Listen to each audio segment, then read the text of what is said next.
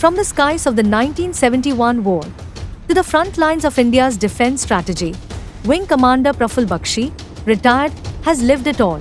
A fighter pilot, aircraft accident investigator, and former Ministry of Defense spokesperson, he continues to be one of the most respected voices on national security and air power. Today, on this special podcast with senior journalist Sangeeta Sharma, we bring you the journey, the insights, and a vision of a man who has dedicated his life to India's defense, Wing Commander Praful Bakshi. नमस्कार दोस्तों, आज हमारे साथ एक खास मेहमान है wing commander Praful Bakshi जी, जो कि इंडियन एयरफोर्स में फाइटर पायलट रहे हैं और इन्होंने भारतीय एयरफोर्स में अपना योगदान दिया है एज ए फाइटर पायलट और 1971 की वॉर में इनका योगदान रहा है। Welcome to our podcast wing commander Praful Bakshi ji. Thank you sir, ये बताइए, आप 1971 वॉर में आपका बहुत बड़ा योगदान रहा है, तो पहले तो मुझे बताइए आप एयरफोर्स आए कैसे?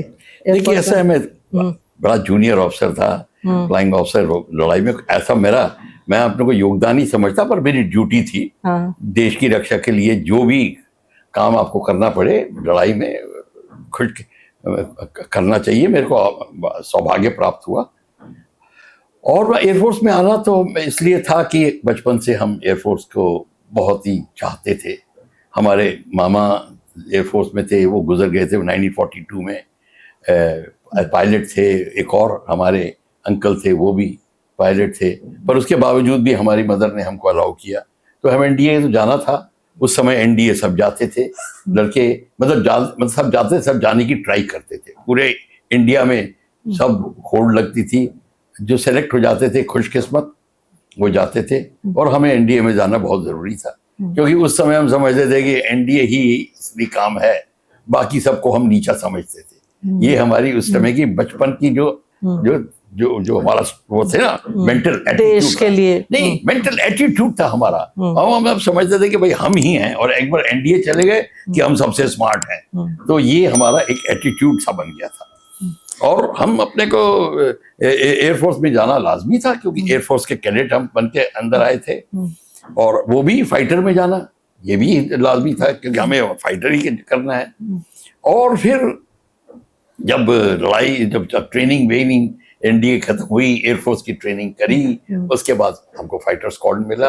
तो ऐसे हमारा फिर जो भी है कार्यक्रम शुरू हुआ।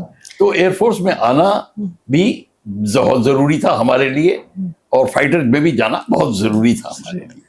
तो सर, जब भारत आज़ाद हुआ 1947 में, आज़ाद तो रिलीजन के बेस पे हुआ था, हिंदू मुस्लिम के बेस पे।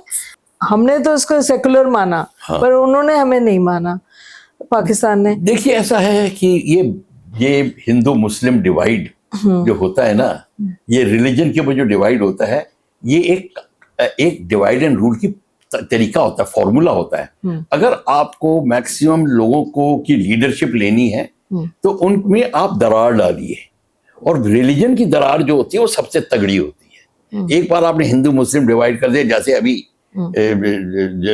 पाकिस्तान के जनरल मुनीर ने किया था, करने की कोशिश करी थी हिंदू मुस्लिम डिवाइड। वो डिवाइड करने से फिर वो जो होता है, उनके फिर जो रिलीजियस लीडर होते हैं, जो मुल्ले इत्यादि होते हैं, और हमारे को डिवाइड हिंदुस्तान में हिंदू में होंगे तो उनके पंडित लोग होंगे, वो कहेंगे तुम ही हो, बाकी कोई कुछ नहीं है। खैर, शुक्र हिंदुस्तान, हिंदुओं में नहीं बोलते, पर वहां पे यही था कि मुसलमान हैं, हमें मुसलमान देश चाहिए, हमें इस्लाम का देश चाहिए। उनको पाकिस्तान बन गया, और पाकिस्तान में फिर कश्मीर पर लड़ाई शुरू हुई, तो वो भी हिंदू मुस्लिम डिवाइड पे हुई, वो भी रिलीजियस डिवाइड पे हुई है। कश्मीर भी वही बना। सारा का सारा ये जो मामला है, उस समय सियासत में हर जगह रिलीजन आता था, और अभी भी आप देखेंगे religious vote gathering on the basis of Hindu Muslim divide. Muslims के वोट बड़े इकट्ठे करने हैं, तो आप उनकी अलग करिए, उनको अहमियत दीजिए, उनको अहमियत देनी चाहिए, पर सिर्फ वोट देने के लिए नहीं। वो भी आपकी तरह इंसान है, वो भी कन्वर्ट होके मुसलमान बने हैं, तो वो उनका बैकग्राउंड और उनका डीएनए तो वही है जो आपका था। जो मुसलमान बन गए, पर इसके लिए उसको सियासत में बदलना ठीक नहीं था। सर 1962 की वॉर तो रिलीजन पे नहीं हुई, चाइना ने जो की, वो किस बेसिस पे हुई थी? देखिए आपको एक पता होना चाहिए, दुनिया की कोई जो लड़ाई है वो इससे होती है जमीन पे या जर पे। जर और जमीन का मतलब ये है कि जमीन से आप अपना फायदा उठाते हो, दुश्मन के लोकेशन के पास आपकी जमीन है, पहाड़ी आपके पास में है या वैली आपके पास में है, वो उसकी फायदा होता है। और जो जर होता है जो उससे निकलता है, धन, सोना, चांदी, खनिज पदार्थ, रेयर अर्थ, ये सारा जर है, ये सारा जर है। और जितने की लेक्स एंड रिवर्स होती हैं वो सारा का सारा धन ही पैदा करते हैं, फिशिंग, फिशरी, खेत, पानी का वाटर पॉइंट्स वगैरह। इसको काबू करने के लिए, जैसे कि आजकल पाकिस्तान और हिंदुस्तान में रिवर्स को लेके बात चल रही है, तो वो उसको कब्जा करने के लिए लड़ाई होती है। और लड़ाई को करने के लिए आपको लोग चाहिए, और लोगों को अपनी तरफ करने के लिए रिलीजन होता है। तो ऐसे काम आता है रिलीजन। रिलीजन पे वैसे लड़ाई तब होगी जैसे क्रिश्चियनिटी की लड़ाई हुई है। वो क्रिश्चियनिटी जब बिटवीन मुस्लिम एंड क्रिश्चियन हुए तो वो तो directly to occupy the land in Jerusalem, और उसके पास में जो जितनी है मेन लैंड, उसको करने के लिए हुई है। प्रोटेस्टेंट्स एंड रोमन कैथलिक्स के बनके डिवीजन का बनके दोनों बने क्रिश्चियनिटी का, वो भी किंग्स ने अपने एरिया कंट्रोल करने के लिए बनाई। तो ये लड़ाई जो होती है ये जर और जमीन पे होती हैं, रिलीजन के सहारे होती हैं, ये सदैव चली आई हैं। और यही आपने हिंदुस्तान और पाकिस्तान में देखा। 1947 का हम आज़ाद हुए तो वॉर हुई 1962 में, उसके बाद से फिर अटैक हुआ 65 में। वो आप कह रहे हो कि वो भी हम हार जाते अगर हम 1962 में इक्विप ना होते। देखिए 62 की लड़ाई क्यों हुई? चाइना को चाहिए था वो जमीन, अक्साई चिन वगैरह, ये तो पता है। 48,000 स्क्वायर किलोमीटर की जमीन के करीब अब उन्होंने कब्जे में कर ली है। और शख्सगाम वैली को मिला के 54,000 स्क्वायर किलोमीटर हो जाता है, जो 6-7 हजार उन्होंने पाकिस्तानियों ने चाइना को दे दी। इस लड़ाई के पीछे बेसिकली भारत को, जब हमारी नीति जो थी वो कमजोर नीति बनी 47 के बाद। कमजोर नीति क्यों? उस समय के प्राइम मिनिस्टर जो थे उनका ये कहना था कि अब हमने आज़ादी हासिल कर ली है, अब हमको कोई फौज की जरूरत नहीं है। क्योंकि उस समय जो आर्मी चीफ था, अंग्रेज था, वो जब जाने लगा वापस तो उसने अपनी फाइल वाइल पकड़ी, टोपी शोपी पहन के कहा मैं अपने प्राइम मिनिस्टर के साथ में सलूट करके उनके कॉफी पी के जाऊं और उनको गुड बाय कहूं, अब मैं जाने वाला हूं। तो बैठे उनकी टेबल के पास पर और उन्होंने कहा देखिए प्राइम मिनिस्टर साहब, मैं जा रहा हूं अब हैंड ओवर करके, पर मैं आपको सलाह देना चाहता हूं कि आपकी फौज इस बहुत बड़ी है इस समय, उसको कम मत होने देना। उस हमारा 25 लाख फौज थी, आप उनको, वो हम सोच रहे थे उसको कम कर दी। अब हमें जरूरत नहीं है कि चाइना बढ़ रहा है, तिब्बत पे ऑक्यूपेशन की बात कर रहा है और ये सारा हो रहा है, आपको ध्यान देना पड़ेगा। तो प्राइम मिनिस्टर नेहरू कहते हैं चाइना इज आवर फ्रेंड, हमें चाइना के लड़ने की बात नहीं है। मोरोवर हु रिक्वायर्स आर्मी, अब हमें आर्मी की क्या जरूरत है, हम पुलिस से काम चला लेंगे। जब ये थिंकिंग होती है लीडरशिप की तो ऑटोमेटिकली सारी मशीनरी जो होती है वो कहती है छोड़ यार फौज की अब तो कोई जरूरत नहीं है, लड़ाइयां खत्म हो गई हैं, अब कोई सेकेंड वर्ल्ड वॉर के बाद कुछ नहीं होगा। ये जब रवैया रहा तो फिर फौज जो हमारी वही वैसी की वैसी रह गई। तो जब तक 62 आया, कितने 15 साल बाद 62 आ गया। जब 62 आया तो कोई तैयारी नहीं थी, आपके कपड़े नहीं थे, वेपन्स नहीं थे, विंटर क्लोथिंग नहीं थी। चाइना की नजर पड़ी हुई थी, जहां पे पड़ी हुई थी चाइना ने अपना जो करना शुरू किया, हिंदी चीनी भाई भाई करके पहले से ही हिंदी चीनी भाई करके, वो तो फंसाने में तो बड़े तेज हैं। उन्होंने जैसे चीन का काम है, उसने कहा नहीं हम दोस्त हैं, ये है। और नेहरू जी मान गए, हमारा प्राइम मिनिस्टर और जो लीडरशिप थी वो मान गई, सब बाहर निकल आए हिंदी चीनी भाई। और हिंदी चीनी भाई का नतीजा आपने देख लिया। जब और फिर लड़ाई के भी तरीके होते हैं।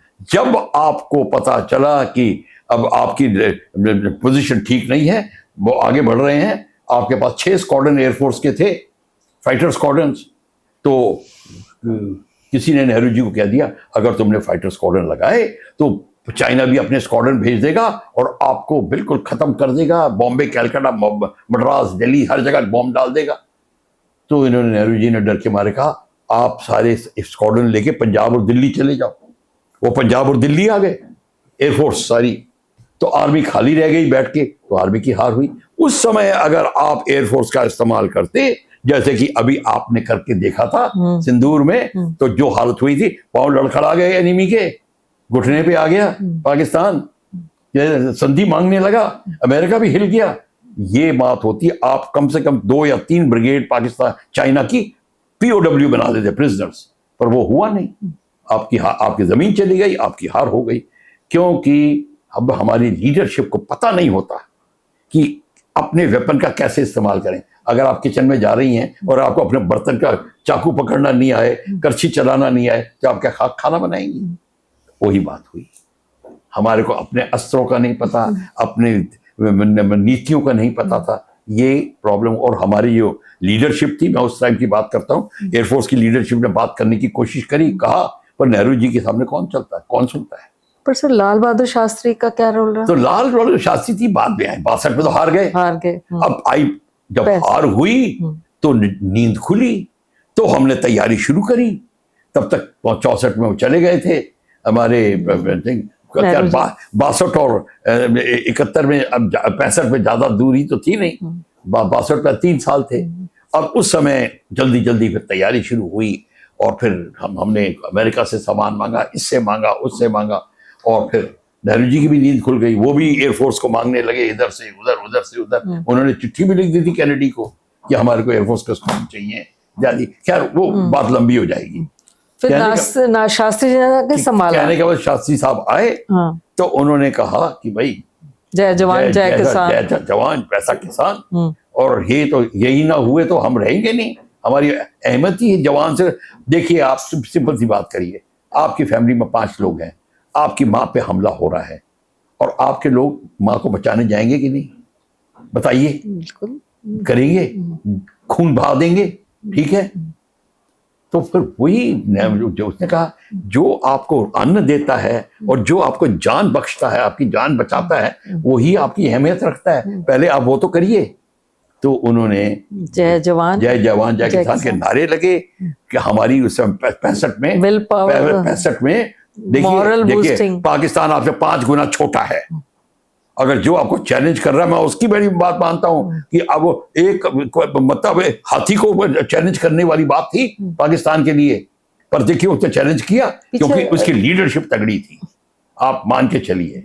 इसलिए, पर उसको ये नहीं पता था कि लाल बहादुर शास्त्री क्या है। तो उन्होंने फिर फौज को हुक्म दिया। फौज लड़ाई के लिए वैसे पहले से ही तैयार थी, वो तो आग बबूला हो रही थी, एयरफोर्स तैयार थी, सब थी। जो 65 में बात संभल गई। अगर 65 की तैयारी ना होती तो पाकिस्तान, जैसे कि कह रहे थे, अमृतसर से लेके दिल्ली तक एक दिन में पहुंच जाते, अगर हमारी तैयारी ना होती। क्योंकि हमारी तैयारी थी, हमने, और फिर उसके बाद हमारी नींद पूरी खुल गई। नेहरू जी का निधन तो हो गया था, इंदिरा गांधी जी आई, और जो 71 में जिस तरीके से तैयारी आपने देखी, जिस तरीके से पाकिस्तान के 2 टुकड़े किए, जिस तरीके से हुआ, वो सारा का सारा देखिए। और पाकिस्तान के 2 टुकड़े इसलिए हुए क्योंकि पाकिस्तान की जो आर्मी थी वो बंगालियों को मुसलमान ही नहीं कहती थी। वो कहती ये मुसलमान हो ही नहीं सकते, ये साड़ी पहनते हैं और संस्कृति वर्ड बोलते हैं, स्त्री पुरुष ऐसे शब्द इस्तेमाल करते हैं, ये तो मुसलमान हो ही नहीं सकते। तो उन्होंने उनको बिल्कुल यहाँ तक कि उन्होंने कितने लाखों औरतों का रेप किया, उन्होंने बंदी बनाकर। एक आदमी ने 5-5 औरतें अपने पास रखी। सॉरी, मैं ये ऐसे बोल रहा हूँ, ये बात कहने की है, और इसीलिए वो पूरी की पूरी उन्होंने नस्ल बदलने की कोशिश करी बंगाल की, पर उनको बहुत भारी पड़ा। जब आप एक सोल्जर 5-5 औरतों को लेके बंकर में बैठा होगा, वो खाक लड़ेगा, तो वो हथियार डाल दिए उन्होंने वैसे ही। और आपकी फौज की कमी, आप फौज छोटी थी, फिर भी ढाका को हमने ऑक्यूपाई कर लिया। और खैर हमारी टैक्टिक्स अच्छी थी, जनरल सगत सिंह राठौर ने बहुत अच्छा कार्यक्रम किया, वहां एयरफोर्स का बड़ा काम आया। किस तरीके से अपने पूरी फौज को हेलीकॉप्टर से उठा के रिवर के क्रॉस करवाया, मेघना और बाकी रिवर्स के क्रॉस करा के और ढाका की तरफ बढ़े, वो एक अपने आप में ऐसी हिस्टोरिकल फैक्ट है कि दुनिया की सारी कंट्रीज अभी तक उसको स्टडी करती है। आप उसी वॉर में 71, तो आप उस बांग्लादेश से बांग्लादेश से हम फिर राजस्थान में आए थे। बॉम्बिंग कैसे करते हो सर? देखिए बॉम्बिंग देखिए करने का तरीका आप जो कह रही हैं, मैं इसलिए पूछ रही हूँ, एज ए लेमैन हमें पता होना चाहिए कि हाँ ये कहते हैं बॉम्बिंग सिंपल सी चीज है, आपको मैं देख शायद थोड़ा सा ये बताइए बॉम्बिंग होती कैसे? यही देखिए, हाँ। देखिए अब एयरक्राफ्ट है, उसके इसके नीचे बॉम्ब लगे हुए हैं। अच्छा, तो अब एक दो टाइप बॉम्बिंग होता है, टारगेट है। कितने बॉम्ब है सर? नहीं, एक कितने भी 4-5 जितने भी हो सकते लग हैं, सकते हैं, कितने लग सकते हैं? नहीं, देखिए हमारा हंटर था, वो 4 बॉम्ब थे, 4 बॉम्ब ले जा सकता था, बड़े 1000 पाउंड्स के और 500 पाउंड्स के, अलग अलग रॉकेट के पॉड अलग होते हैं, ये वो अच्छा। होते हैं जितने भी हैं, उससे मतलब आम आदमी के लिए मैं पूछ नहीं, वो आम आदमी बता रहा हूँ। और आपको टारगेट के करें, या तो आप लो लेवल बॉम्बिंग करिए, उसके अलग तरीका होता है। फिर नॉर्मल बॉम्बिंग होती है, जब से आपको करनी है एम देकर, तो आप टारगेट से पहले क्लाइम करते हैं, टारगेट को देखते हैं 2500-3000 फीट के ऊपर से, फिर आप उसको एंगल या पायलट अपने टारगेट को उसके अपने अंदर उसको लगाता है, और जब फिर खास टाइम आता है जब प्रैक्टिस की होती है, फिर उस समय ये रिलीज करता है, ये बॉम्ब नीचे जाता है और वो निकल जाता है फिर ऊपर, और फिर आके अगला सर्किट करता है, फिर अगला बॉम्ब डालता है। तो इस तरीके से बॉम्बिंग। बहुत बढ़िया सर, हमें आज तक नहीं मालूम था। नहीं, बॉम्बिंग होती है, लो लेवल बॉम्बिंग भी होती है, और आजकल मिसाइल आजकल बॉम्ब होती है, दूर से मैंने बॉम्ब रिलीज किया, दूर किसी रिमोट से किया, पर इसमें लेजर लगा है, लेजर बीम है जो कि लॉक ऑन कर देता है इसके ऊपर, और फिर ये बॉम्ब अपने आप ग्लाइड करके उस पर जाएगा, मेरे को टारगेट पे जाने की जरूरत नहीं है। तो इससे क्या होता है कि पायलट को सुरक्षा हो जाती है, वो दूसरे टारगेट पे जा सकता है, टाइम नहीं वेस्ट। कितने पायलट होते हैं इसमें? एक ही होता पायलट। अच्छा। ये सवारी जहाज नहीं अकेले सर आपने करा? अकेला होता है। Oh very good sir. कितने आपने बॉम्ब गिराए होंगे सर? काफी सारे, अब गिनती नहीं है, काफी सारे बॉम्ब होते हैं, रॉकेट होते हैं, गन्स होती हैं, और फिर क्या होता है कि इसमें गन्स भी लगी होती हैं। जब आपको फायर करना होता है तो आप पास में आके गन्स के भी शेल जितने बड़े बड़े होते हैं, फिर वो फायर करके और उसको डिस्ट्रॉय कर देते हैं। तो अलग अलग तरीके के होते हैं। अब बॉम्ब्स भी हैं, रॉकेट्स भी हैं, मिसाइल्स भी होती हैं। इसमें जो मिसाइल लगी होती है वो आप दूर से आप इसको रिलीज करिए, ये मिसाइल है, और मिसाइल आपने दूर से रिलीज करी और फिर वो लॉक ऑन करेगी लेजर से, आप उसको इल्यूमिनेट, कोई टारगेट को इल्यूमिनेट करे, या फिर वो इसके अंदर अपने आप ही बीम लगी होती है, वो टारगेट को लोकेट करके उसके ऊपर राइड करती हुई जाती है और उसको। और ये आयरन डोम है जो प्रोटेक्ट करता है, वो क्या है सर? देखिए आयरन डोम एक जगह है, आयरन डोम एक प्रणाली है, उसके वो एयर डिफेंस के लिए होती है। आयरन डोम का मतलब होता है एक डोम जैसी, कोई मेटल का डोम नहीं बनाते। अच्छा। नहीं, मेटल का डोम नहीं होता। उसमें क्या होता है कि कई उसी प्रणाली के अंदर इस टारगेट के चारों तरफ मिसाइल्स और long range missile, short range missile लगी होंगी, और रडार लगे होंगे जो आने वाले दुश्मन को पकड़ के फिर वो डील करते हैं, लॉन्ग रेंज से डील करते हैं, और कोई लो लेवल अगर पास शॉर्ट रेंज आ गया तो शॉर्ट रेंज मिसाइल से डील करते हैं। उनकी फायर पावर इतनी ज्यादा होती है कि कोई इस टारगेट के मतलब इस एरिया के अंदर घुस नहीं सकता। चारों तरफ आयरन डोम होता है, मतलब डोम इमेजिनरी डोम लगा है, पर वो कोई कवर नहीं होता, ये अच्छा। ये होता है। पर सर हम इंडिया में सुना है कि वी आर ट्राइंग टू, हम भी बना रहे हैं। पहली बार इंडिया नहीं, अब सुदर्शन हमारा चक्र की प्रणाली बन गई है, उसमें भी यही missile long range, short range, very short range missile. कहाँ पे बनेगा ये, कौन से? अब अलग अलग जगह लगाएंगे। अब देखिए हमारी जो नीति सिलेक्ट करने वाले हैं, जो पॉलिसी बनाने वाले डिफेंस के साथ में, वो देखिए कि कौन से VA पॉइंट्स हैं, very important point, vital points and vital area.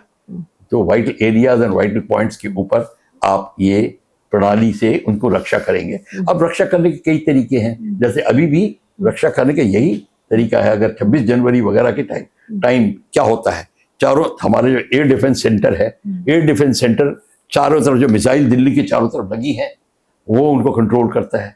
Radars लगे हैं, रडार पकड़ते हैं कोई आ रहा है, वो फिर आइडेंटिफाई करते हैं कि वो ये फ्रेंडली है, अपना है, नहीं दुश्मन का है, अननोन है, तो फिर किस तरफ से आ रहा है उस कमांडर को कहते हैं वहां से एक टारगेट आ रहा है, कमांडर के पास भी रडार होता है, वो पिकअप करता है, यस आई गॉट कॉन्टैक्ट, फिर वो उसको अपनी गन से या मिसाइल से एंगेज करेगा। अगर कोई टारगेट आ रहा है, पर आपके पास हिंडन बेस भी है, पालम भी है, और भी बेस है, और दूर बेस सोनीपत में भी जो है। भी बेसिस हैं, आप उन बेस पे फाइटर्स रेडी होते हैं, पायलट बैठा होता है कॉकपिट के अंदर, वो एकदम से या 2 मिनट रेडीनेस, 2 मिनट के अंदर वो टेक ऑफ करता है, फिर उसको रडार कंट्रोल करके उसको टारगेट की तरफ ले जाता है। तो इस तरीके से होता है। तो फिर जब बहुत क्लोज आ जाएंगे तो एंटी एयरक्राफ्ट गन्स होती हैं, वो डिस्ट्रॉय करेंगी। तो लॉन्ग रेंज मिसाइल्स होती हैं, फिर इसके बाद मीडियम रेंज मिसाइल्स होती हैं, वेरी शॉर्ट रेंज मिसाइल्स होती हैं, एंटी एयरक्राफ्ट गन्स होती हैं। तो कई इस सारी प्रणाली का जो सम्मिश्रण होता है, वो एक जिसको उसको कहते हैं इमेजिनरी डोम बनाता है प्रतिरक्षा के लिए, रक्षा के लिए। हमारे बॉर्डर जो लगते हैं पाकिस्तान, चाइना, अफगानिस्तान, सब बांग्लादेश वगैरह, तो आपको ये लगता है, मुझे तो लगता है ये कंट्रीज अपने आप में हमारे से नहीं लड़ सकते जब तक इनके पीछे कौन सी कंट्री की बात कर रही है? पाकिस्तान हो गया, चाइना तो है। पाकिस्तान की देखिए, आप देखिए अपनी क्षमता, हमारे को एक इस हैबिट से निकल जाना चाहिए कि पाकिस्तान कुछ नहीं है। पाकिस्तान आपसे इतनी लड़ाइयां लड़ चुका है और आपकी सारी पॉलिसी पाकिस्तान पे है।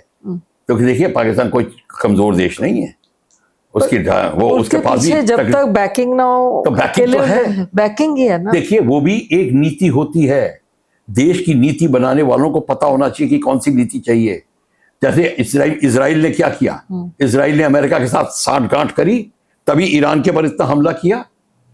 ये भी एक नीति होती है। जो सबसे बड़ी जो लेसन लर्न है, जो हमने सबक सीखा है इजराइल और ईरान की लड़ाई में, कि अगर आपके पास पावरफुल फ्रेंड है तो उसकी मदद लीजिए। ये मत करिए कि नहीं जी हम तो अपनी लड़ाई लड़ेंगे मूंछों पे हाथ ताव करके, नहीं, ये लीजिए, उससे आपका ही फायदा होगा, लड़ाई जल्दी खत्म होगी, कम से कम पैसा खर्च होगा और आप अपना पॉलिसी हासिल करेंगे, और जिस फ्रेंड को आपने बुलाया है उसका आप साथ मिलेगा आपको, तो आपकी रिलेशनशिप बढ़ेगी। तो ये सारी चीजें हैं। तो पाकिस्तान को हम सामना कर सकते हैं, इसमें कोई बात नहीं है। और चाइना देखिए बहुत बड़ा है और बहुत ताकतवर है। इस सेक्टर में जहां पे हमारा चाइना से कन्फ्रंटेशन होगा वो हम सामना कर सकते हैं।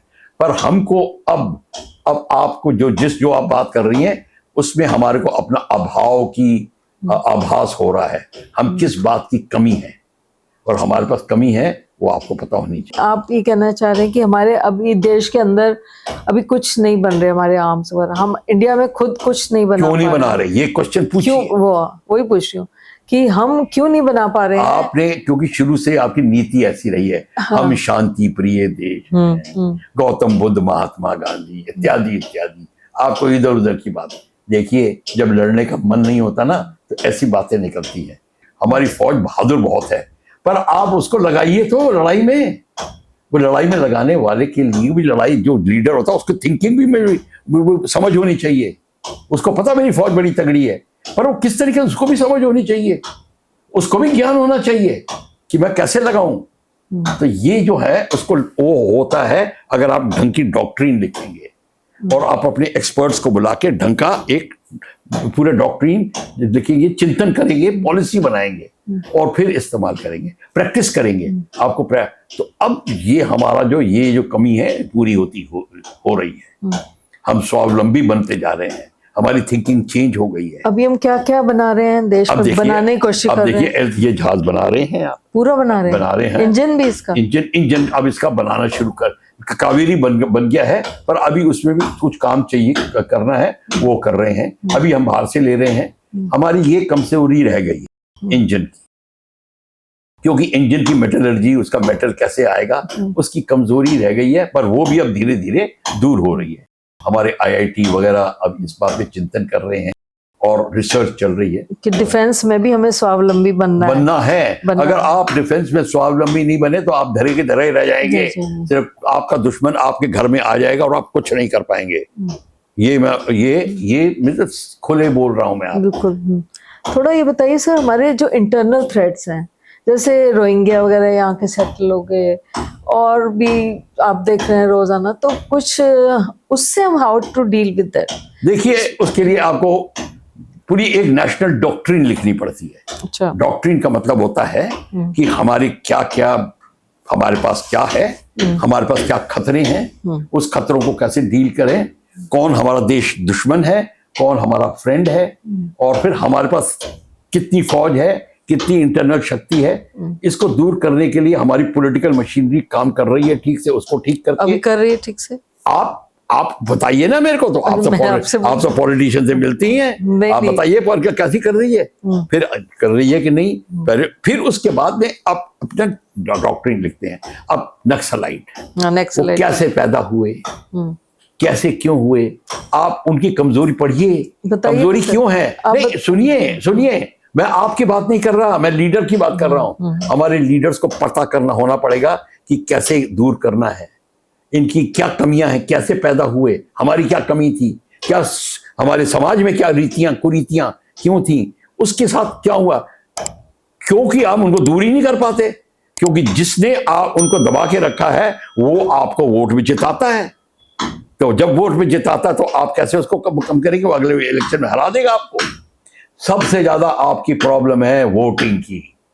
वोट की आप इतने वो हैं कि वोट जब तक आपको नहीं मिले तो आप जिंदा नहीं रह सकते। तो आपको हार के वही करना पड़ता है जो वो करे, तभी नक्सलाइट नहीं गए अभी तक, नहीं तो नक्सलाइट शुरू से है। आपने कभी एक पिक्चर देखी है पुरानी, उसका नाम है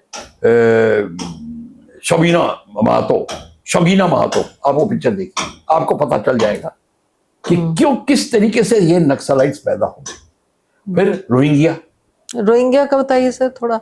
रोहिंग्या बर्मा म्यांमार से जो उथल पुथल उनके बीच में हो रहा है, उन्हें बर्मीज एंड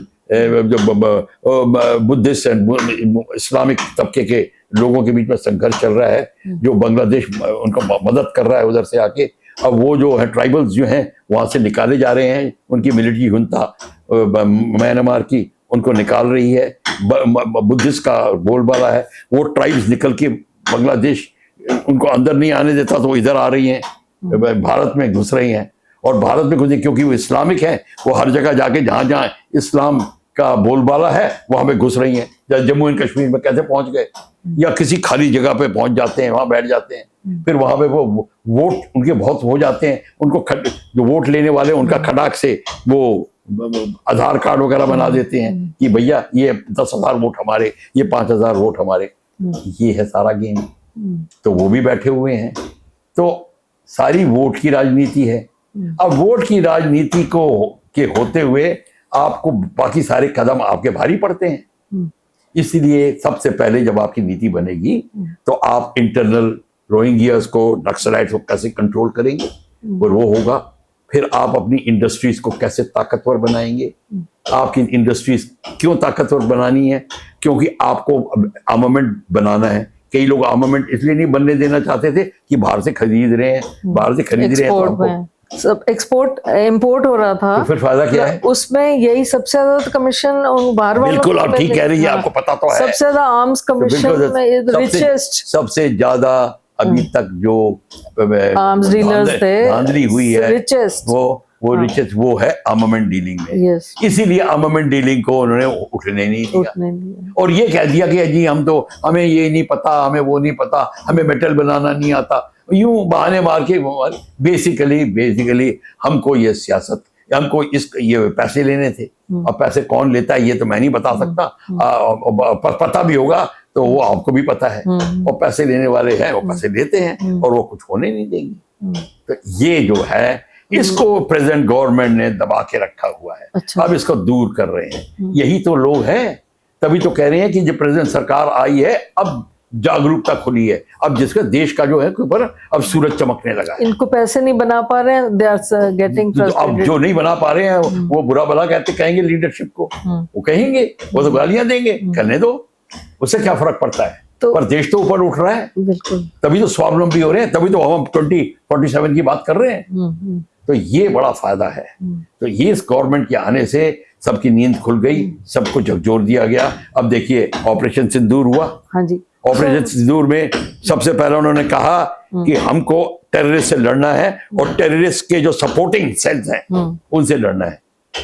पहलगांव की बात कर रही थी, पहलगांव कैसे हुआ? इन सपोर्टिंग सेल्स के कारण हुआ। पर ये ऑपोजिशन ये भी कह रही है कि वहां पे कोई सिक्योरिटी क्यों नहीं थी? There was not a single person. आप सिक्योरिटी इसलिए नहीं थी क्योंकि आपने कभी चिंतन डॉक्ट्रिन नहीं लिखी, काफी देर तक पॉलिसी होता नहीं रहा। बनाई। देखिए उसको बनाने में बड़ा समय लगता है, और जब आपके पास में उनको रिलीजियस सपोर्ट मिल रहा है, कैसे मिल रहा था उनको? काय का सपोर्ट मिल रहा था? स्लीपर सेल्स क्या है? एक ही तबके के तो हैं, एक ही रिलीजन के हैं। वो स्लीपर सेल जो एक ही रिलीजन के हैं, उनको रिलीजन का सहारा मिल रहा है। जब रिलीजन का सहारा मिल रहा है तो आप क्या कर सकते हो? क्या पॉलिसी बनाओगे? अब उसको धीरे धीरे दूर करने की बात चल रही है। ये 6 महीने में नहीं बात होती, इसको लगाने अभी भी हटाने में 7-8 साल लगेंगे आपको। पर सर वो जो वहां के जिन्होंने करा था ये कांड पहलगाम में, उनको ही पकड़ने में कितने दिन लग गए? तो लग गए थे, वो पकड़े नहीं जा रहे थे, वो घुस जाते थे। आपने देखा नहीं आपके टेलीविजन में कितने बार हालत टेलीविजन दिखाया कि कहाँ कहाँ छुपते हैं, कैसे गड्ढों में, घर के नीचे तहखानों में इनको छुपा लेती हैं औरतें। ये बाहर से आते हैं, कहते हैं हमारे आदमी हैं। ये प्रॉब्लम है। पहले भी ऐसे छुपते यही होते थे। तो अब धीरे धीरे पकड़ाव में आ रहे हैं, अब बहुत कम हो गए हैं। अब चीज में कमी आने लगी है, और इसको भी दूर करने में समय लगेगा। पाकिस्तान बड़ा डिपेंड कर रहा था इसके ऊपर, इस पे डिपेंड कर रहा था, तभी पाकिस्तान की मुनीर ने ये स्टेटमेंट दी कि उसको पता था कि ये मेरे को सपोर्ट करेंगे। पर अब उनकी प्रॉब्लम, अब उनकी हालत जिसको कहते हैं ना कि पतली होने लगी है, उनको पता कि अब क्या ये कश्मीर से भी सपोर्ट नहीं मिल रहा। जो प्रेजेंट गवर्नमेंट है इंडिया की, वो इतनी तगड़ी हो गई है कि सब पे शिकंजा कसा जा रहा है। और यही खालिस्तानी थे जिन्होंने डायरेक्टर जनरल दूरदर्शन को खुलेआम 9:30 बजे मारा था। बहुत लोगों को उस टाइम क्या बोलते थे? उस टाइम सरकार, ये हमारे पथभ्रष्ट बालक हैं, सुबह का भूला शाम को घर आ गया, ऐसी ऐसी बातें करते थे। पर इनको भी तो वहां पे अमेरिका वगैरह में शरण दी जाती है। तो अमेरिका शरण देगा, क्योंकि अमेरिका शरण अमेरिका की चाणक्य नीति, कनाडा ने दी हुई, कनाडा का तो देगा। उसकी चाणक्य नीति है कि हमें हिंदुस्तान को नीचे करना है। आप क्या कर रहे हो? आपकी नीति कहाँ है? आप ये रो रहे हो कि कनाडा कर रहा है, अमेरिका कर रहा है। अरे वो करेगा, आप क्यों नहीं कुछ कर रहे हो उनको? ये जब तक सोच नहीं होगी आपके बच्चों में, आपके जो छोटे बच्चे बड़े होंगे, आप ये सोच नहीं डालेंगे तो वही होगा। देखो जी हमें मार रहा है, देखो जी हमें ये कर रहा है। अरे देखो क्या, तुम जाके मारो उसको, थप्पड़ मारो, तुम हमें ये जाके पहले खत्म कर दो उसकी नस्ल। क्यों नहीं करते? क्यों नहीं बच्चे को सिखाते? आप नहीं सिखाते क्योंकि आप मेंटली कमजोर हैं। पहले मेंटल शक्ति तेज करिए, सोचिए। गाल पे मारे दूसरा गाल आगे कर दो, वो वाली पॉलिसी। वो सुन क्या बड़े हुए हो। हाँ। तो फिर आप भी वही अपने बच्चे को बताओगे। क्यों नहीं कहते? अभी भी कोई अपनी रक्षा नहीं करने को तैयार, कोई कोई बंदूक नहीं उठाने को तैयार। क्यों? ये हमारी नस्ल की कमजोरी है, इसको दूर करना है।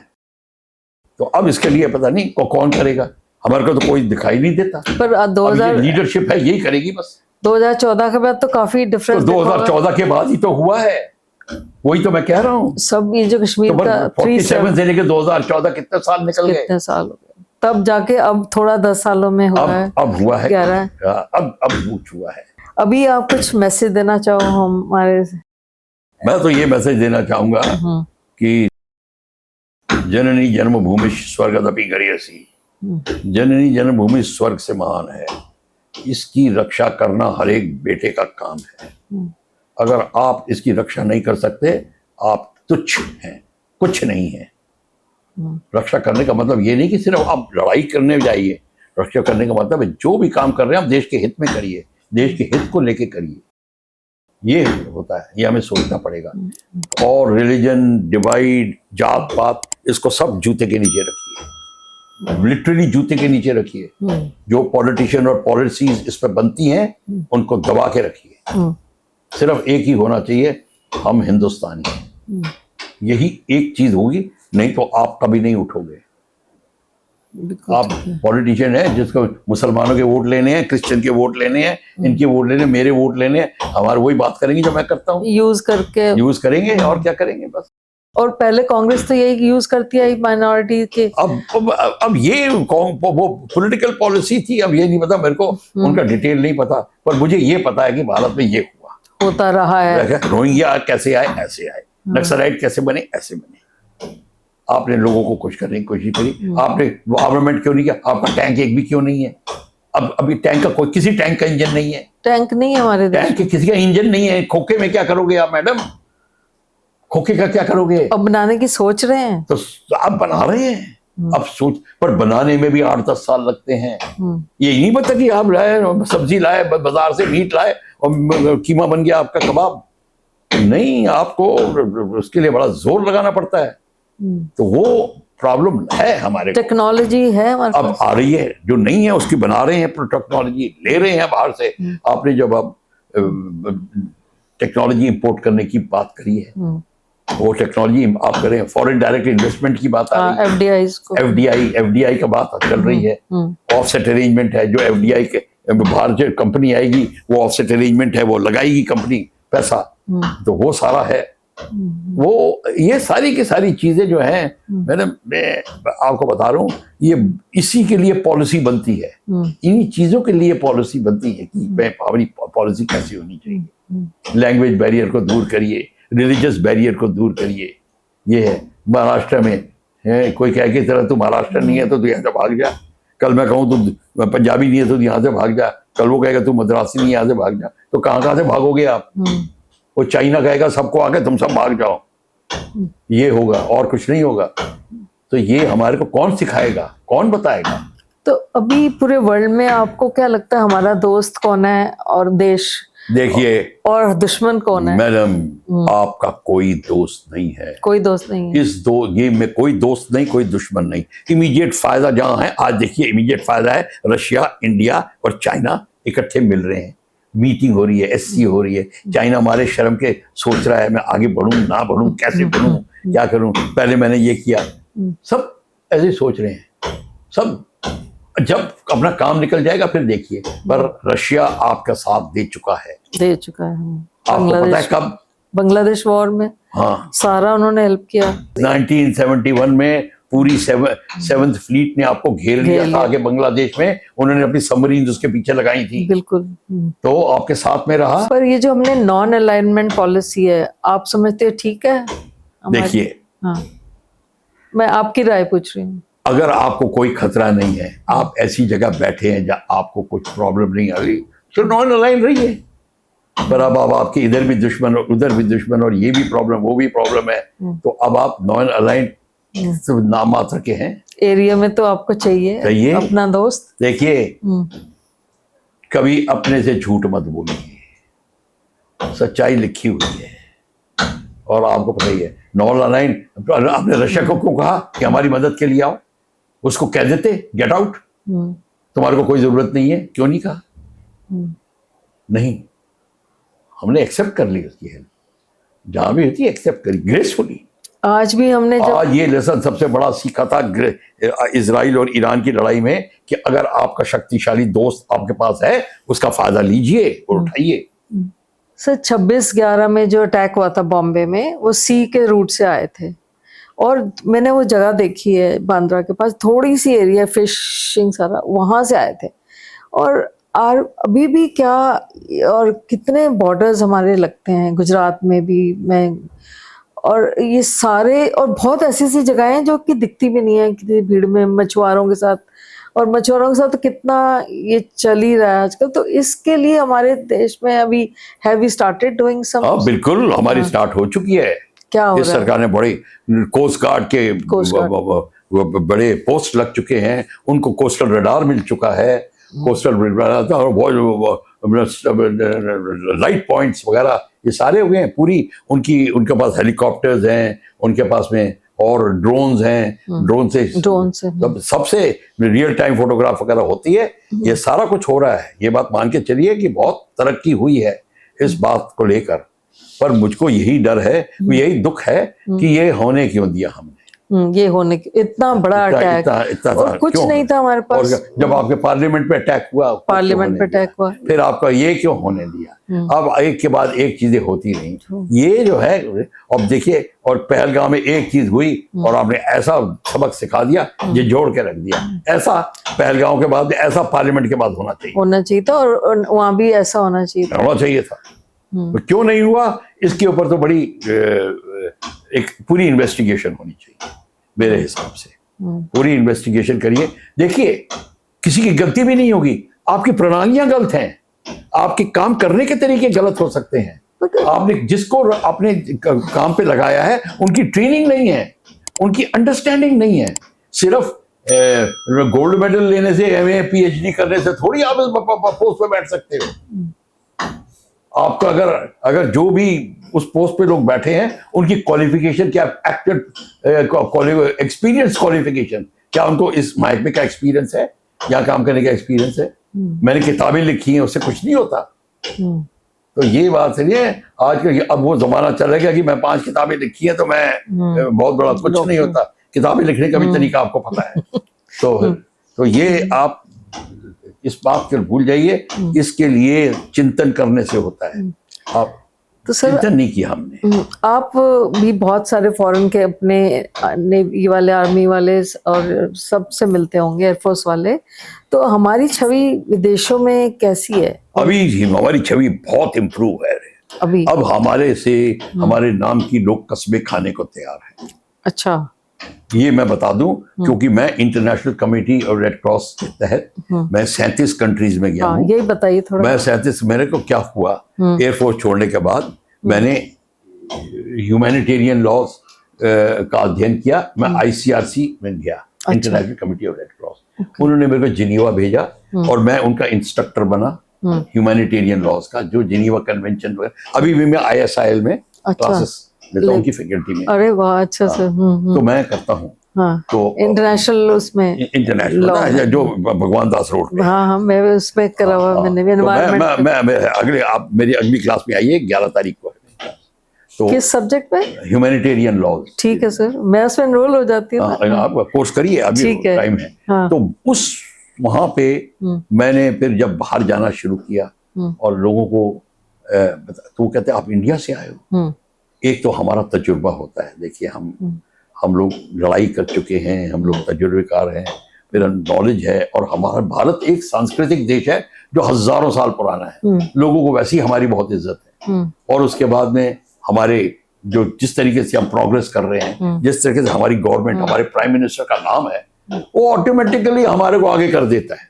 वो हमारे लिए पासपोर्ट बन जाता है। तो हमें क्या प्रॉब्लम है? हमें तभी देखा और हमारा सिक्का आने को तैयार है। पर जैसे सर हमारे कल मेरा हमने जब उस दिन आप भी मीटिंग में थी, और उसके बाद में वो जो मीटिंग हुई थी जिसमें आपसे मुलाकात हुई थी, उसके बाद में अभी कल भी थी, मैं ईरानियन एम्बेसडर के साथ में मीटिंग। अच्छा, बात एक्चुअली पता चल जाती है कि भारत की क्या इज्जत हो रही है। ठीक बात है। और सबसे थोड़ा और बताइए सर, इन देशों में जाके आपने हमारी छवि को किस पॉइंट? नहीं, बेसिकली वो हर एक चीज पूछते हैं।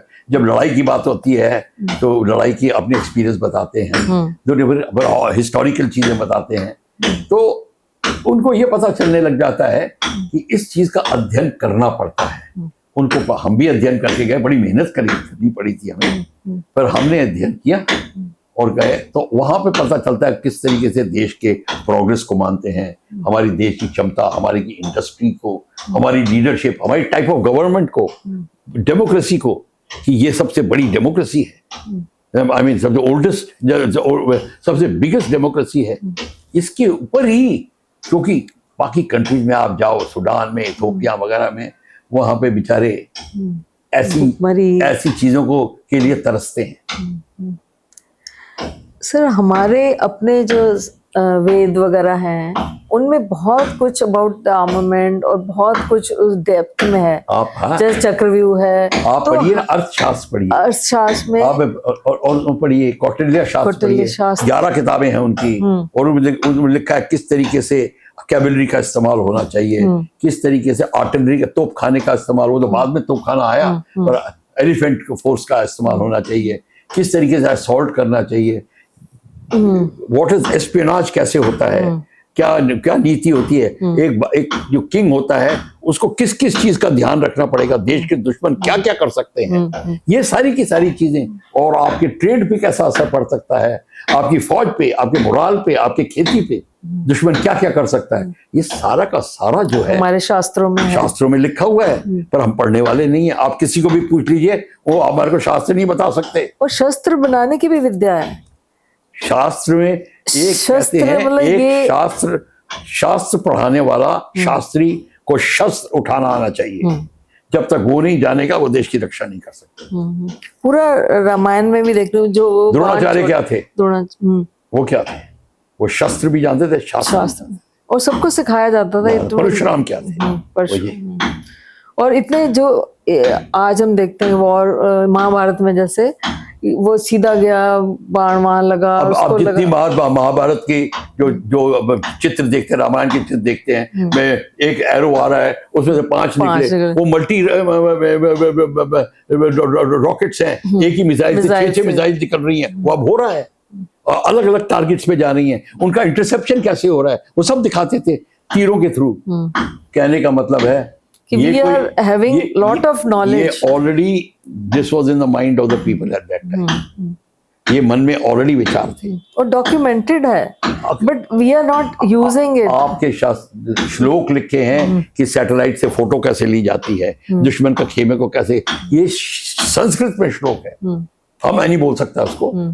देखिए क्या चीज है, मेरे को आनी चाहिए, मैं अपनी कमी बता रहा हूं आपको कि एटलीस्ट तो मुझे इतना तो पता कि है, हालांकि उसको रिपीट नहीं कर सक रहा, पर है।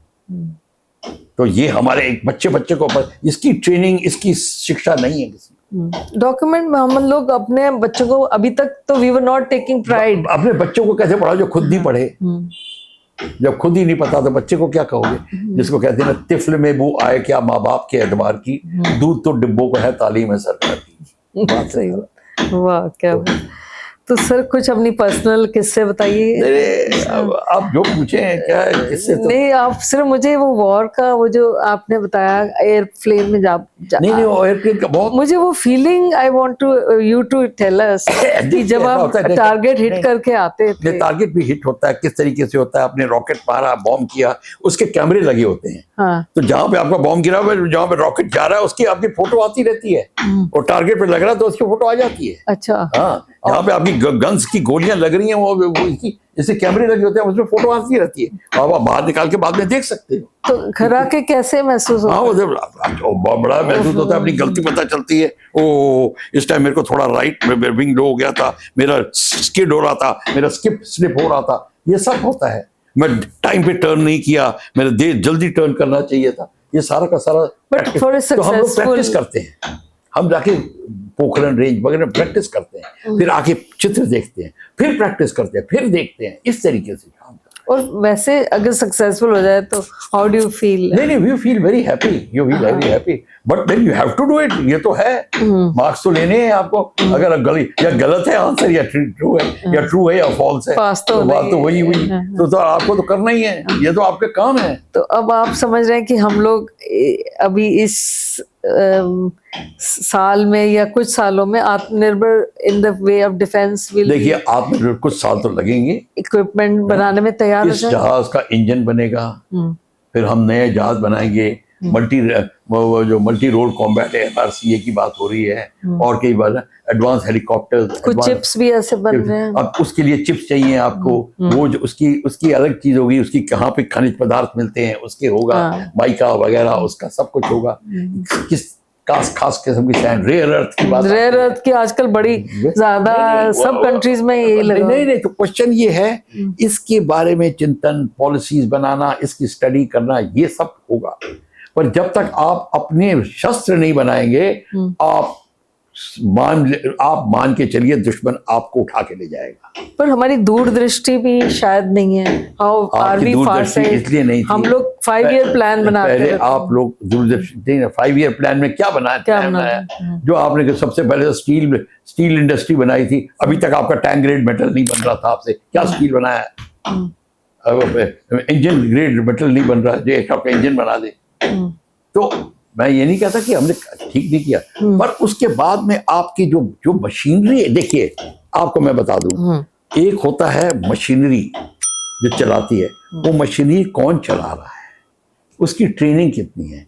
आपकी गवर्नेंस कैसी हो रही है, क्या ये डेमोक्रेटिक मेथड ठीक है कि नहीं है, आपके इलेक्शन प्रोसेस में क्या प्रॉब्लम है, क्या है, क्यों नहीं दूर हो रही, ये सारी की सारी चीजें, इसके ऊपर बड़ा घोर चिंतन। हर साल एक इलेक्शन होता है, अभी वन इलेक्शन वन नेशन का चल तो रहा है। आप बताइए, चल तो रहा है, वही होना चाहिए था, वो जो प्राइम मिनिस्टर बोलते हैं वही होना चाहिए था, क्यों नहीं हुआ। सी, एक आदमी क्या क्या कर लेगा, आप एक हर बात में प्राइम मिनिस्टर का नाम लेते हैं, ठीक है, पर वो बेचारे क्या क्या कर सकते हैं एक आदमी। अब ये क्या मैंने कहा नहीं, हर एक चीज प्राइम मिनिस्टर करेगा तो हम क्या करेंगे, हम तो कूड़ा भी ठीक से बाहर नहीं फेंक पाते। बस ठीक है, यही बात, इसी बात में है। आप बिल्कुल ठीक कह रहे हैं, कूड़ा बाहर फेंकने की भी टेक्निक बना दी उन्होंने। हाँ। ये क्या कौन से हैं, गीला कूड़ा, ये कूड़ा, वो कूड़ा, ब्लू रेड, ये वो, आफ्टर चिंतन के बाहर किया। Imagine prime minister has to comment everything, हर एक चीज बता रहे हैं। ये मेरे को अभी तक समझ नहीं आई कि हमारा क्यों नहीं समझ आ रही हम लोगों को। सर, या तो सुप्रीम कोर्ट करवा रहा है सफाई, और या फिर प्राइम मिनिस्टर। मेरे को ये इस बात को लेके बड़ा ही अजीब लगता है कि हमारी लियाकत इतनी नहीं है कि हम हर एक बात के लिए प्राइम मिनिस्टर को दौड़ के बुलाते हैं। जैसे बच्चा होता है ना, कोई तंग कर रहा है तो मम्मी को बुला रहा है, तो वही बात हो रही है। हम कब तक प्राइम मिनिस्टर को बुलाते रहोगे आप हर जगह। सर, अभी जो पाकिस्तान ऑक्यूपाइड कश्मीर को लेने की हम बात कर रहे हैं, तो उसके लिए कुछ प्लान, हम तो आपको लग रहा है कि हम लोग we will be able to recover that land? Yes. कैसे कर पाएंगे हम? देखिए, मैं सिंपल सी चीज है, पाकिस्तान डिपेंड करता, पाकिस्तान की आर्मी रूल करना चाहती है। अब आपने पूछा नहीं क्यों रूल करना चाहती है। पाकिस्तान की 85% ऑफ तिजारत पाकिस्तान की आर्मी कंट्रोल करती है। तिजारत mean school, colleges, engineering college, air hostess की ट्रेनिंग, यहाँ तक उसका वहाँ कंट्रोल है। तो पैसा सबसे ज्यादा आर्मी के पास है। आर्मी के पास है। उनकी पोजीशन ही दूसरी है। तो वो उस सत्ता को कंट्रोल करने के लिए सीट पे बैठना चाहते हैं। सीट पे बैठने के लिए उनको बहाना चाहिए। बहाना है कश्मीर, और कश्मीर को करने के लिए मुल्ले बैठे हैं। वो कहते हैं हमारे टेररिस्ट को पालिए, टेररिस्ट को पालो, वो आपका काम करेंगे। वो टेररिस्ट काम कर रहे हैं। तो शेख ये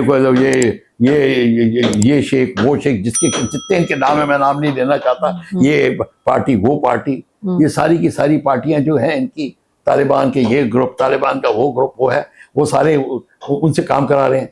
वहां पे उनको फायदा ये है कि कश्मीर में उनके सहानुभूति वाले बहुत हैं, बैठे हुए हैं। वो हमारे हिंदुस्तानी हैं, वो सहानुभूति उनसे करते हैं। ये जितने पहलगाम में जितने थे वो लोग सब हिंदुस्तानी थे। पैसा आ रहा है ना बाहर से। देखिए, पैसा आ रहा है, जो भी आ रहा है, क्वेश्चन ये, तुम अपनी माँ को तो बेच रहे हो, तो फिर वो समझते ही नहीं माँ। तो फिर जब नहीं समझते समझा, फिर अगर मेरा बेटा नहीं करेगा तो मेरी ड्यूटी क्या है। जब वो क्रिकेट मैच में ही आपस में लड़ाई हो जाती है वहां पाकिस्तान और इंडिया की, आप एग्जैक्टली वही बात है, हो जाती है। तो आप उनको किसको ब्लेम करेंगे? अपने को ब्लेम करिए। आपने अभी तक क्यों नहीं हटाया? 70 साल हो गए आपको, आपकी गवर्नमेंट को 70 साल हो गए, इस गवर्नमेंट को नहीं तो पहले। हम क्यों नहीं हटा पाए? क्यों अभी तक कमजोर बैठे रहे? तो फिर तो किसको आप कहोगे? अमेरिका को गाली दोगे? चाइना को गाली दोगे? हमारे को अपने को गाली देनी चाहिए। ये हमारी कमजोरी के कारण टेररिस्ट बैठा हुआ है। तो सबसे पहला कसूर हमारा है। और अभी जो बांग्लादेश में हुआ, जो हिंदुओं को निकाला गया और अभी तक उन्होंने सत्ता हत्याई हुई है, उसमें भी हम कुछ नहीं कर पा रहे हैं। हमारे इतने मुझे फोन आते हैं बांग्लादेश से, और we are not helpless, we can't help them. बिल्कुल क्यों नहीं कर पा रहे? क्योंकि हमारी नीतियां वैसी होनी चाहिए। नहीं तो हमें अपने लोगों को, we should protect them somehow. तो how means what? You tell me how can they sir? वो उस पे हमारे मारे जा रहे हैं, वो कर रहे हैं, जेल में बंद कर दिया, वो कर रहे हैं, वो कर रहे हैं, रेप कर रहे हैं, सब कुछ कर रहे हैं। तो क्योंकि वो रिलीजन का सहारा है, वो मुसलमान है, सहारा ले रहे हैं। उनको कोई नहीं रोक सकता। दुनिया की जितनी इस्लामिक बॉडीज उनको सपोर्ट कर रही हैं, पैसा आ रहा है। तो और हम हेल्पलेस। तो आप हेल्पलेस तो हैं। आप या तो फिर इतनी ताकतवर बनिए कि बांग्लादेश दहशत के मारे ना करे।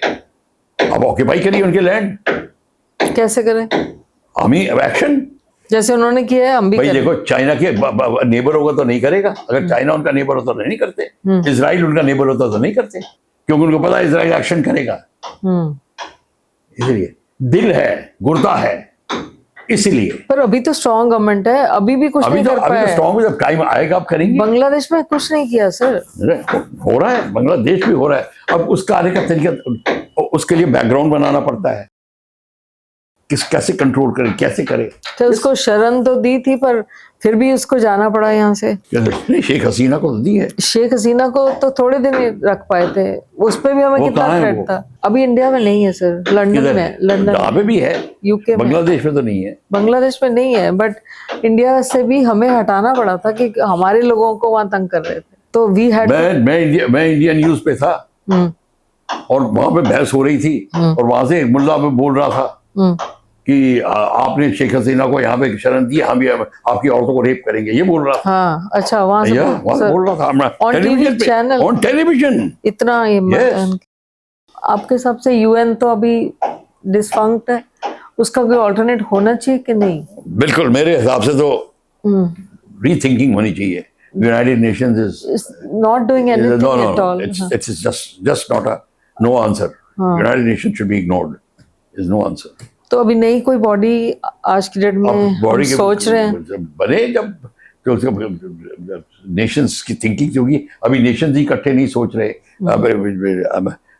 नेटो अलग सोच रहा है, यूरोपियन यूनियन अलग सोच रही है, अमेरिका और उनके बीच में संघर्ष है, मिडिल ईस्ट का संघर्ष चल रहा है। अभी सारा तरफ संघर्ष चल रहा है सारा, अभी कुछ नहीं हो सकता। चलिए, बहुत अच्छा लगा आपसे और इतनी जानकारी मिली, और फिर आपसे दोबारा मुलाकात होगी सर। बहुत बहुत शुक्रिया आपका। धन्यवाद। Thank you.